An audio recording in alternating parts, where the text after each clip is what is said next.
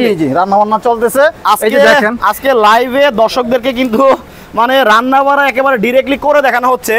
অনেকেই বলে যে এই লাকড়ির চুলায় নাকি রান্না বাড়া মানে করা যায় না, হ্যাঁ ধোয়া হয়, কালি হয়, ময়লা হয়।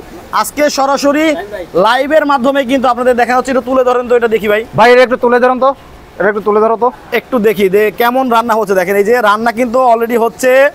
আমরা আজকের এই লাইভের মধ্যে সরাসরি রান্না বাড়া করে এই দেখেন, ঠিক আছে ইন টোটাল দেখেন কোনো প্রকার ধোঁয়া আগুন একদম ক্লিয়ার, একদম ক্লিয়ার আগুন। আচ্ছা আজকে প্র্যাকটিক্যালি দেখালেন? জি প্র্যাকটিক্যালি দেখালাম। আপনার এই যে দেখেন, আপনার আমরা এই যে গরুর মাংস রান্না করব, অনেকে মনে করতে পারে যে এটুক মাত্র, ঠিক আছে দেখেন কি পরিমাণে মাংস রান্না করা যায়। দেখেন ভাই এই যে এই মাংস রান্না করতে কয় কেজি লাকড়ি লাগবে? ভাই আপনার এই চুলাতে হ্যাঁ ঘন্টায় 2 থেকে 3 কেজি লাকড়ি লাগে। এই যে এখানে আপনার এটাতে আপনি 10-12 কেজির মিনিমাম এমনিতেই আপনি অ্যাভেলেবেল মাংস রান্না করতে পারবেন। আচ্ছা দেখেন, আর এখানে বিভিন্ন ধরনের বড় বড় অনুষ্ঠান অথবা বিভিন্ন রেস্টুরেন্টে রান্না করলে কিন্তু আপনার গ্যাসের খরচ হয় প্রচুর পরিমাণে। জি, সো সেই গ্যাসের খরচ কমানোর জন্য ওই দেখেন কত বড় বড় চুলা ওনারা বানাইছে, সব ডেকোরেটরের চুলা। মানে এগুলা কি বাসাবাড়ির জন্য? এগুলো হলো বাসাবাড়ির জন্য। এই যে এসএস এর যেগুলো আছে, আচ্ছা এগুলো বাসাবাড়ির জন্য।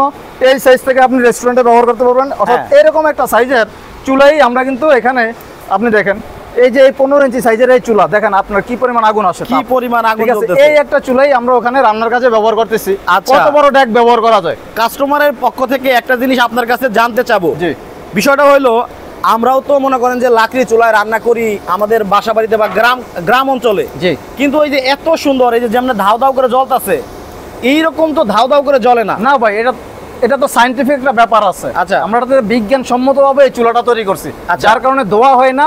সাধারণ লাকড়িতে যে কোনো লাকড়িতে জ্বলে এবং লাকড়ি খরচ 4 ভাগের বা 3 ভাগের 1 ভাগ হয়। এবং যে লাকড়িটা আমরা ব্যবহার করি কোনো ধরনের কয়লা হয় না, এটাতে সম্পূর্ণ মানে ছাই তৈরি হয়ে যায় একেবারে। মানে হচ্ছে অল্প লাকড়িতে বেশিক্ষণ জ্বলে, অল্প লাকড়িতে বেশিক্ষণ জ্বলে। এখন যদি এই ফ্যানটা ধরেন যে বন্ধ যদি রাখা হয়, জি, তাহলে কি হবে?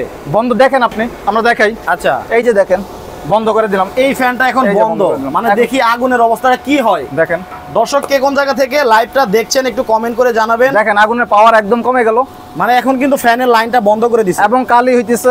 লাকড়ি কিন্তু ঠিকই আছে, জি, তারপরেও কিন্তু দেখেন এখন কিন্তু ধোয়া হচ্ছে, মানে ধোয়া হচ্ছে, কালি হচ্ছে, তাই তো? জি, এবং আগুনের পাওয়ারটা কিন্তু একবার নাই বললেই চলে।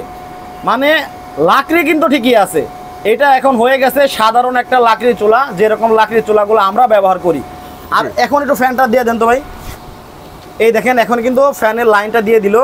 এখন দেখি ঘটনাটা কি ঘটে।